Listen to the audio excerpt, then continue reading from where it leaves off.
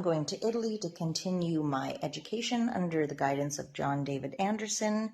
So I'm just checking my packing list, making sure I have all my accoutrements and that they will fit in here.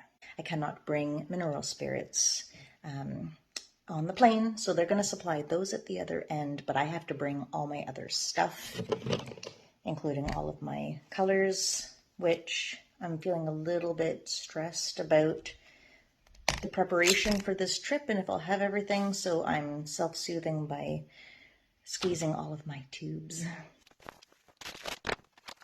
Apparently my carry-on is slightly too big to actually carry on, so they checked it for me for free. And I'm watching the baggage go out to the plane, and I'm really hoping that it makes it to Rome. And I wish I was as smart as some of my other travel companions who have air tags on their baggage, and I don't. Wish me luck.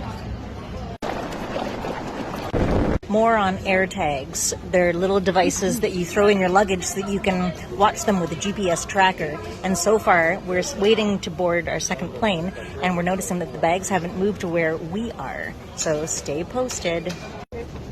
Told not to bring paints in our bag. It's against airport regulations to even do check-in. Really? With paint.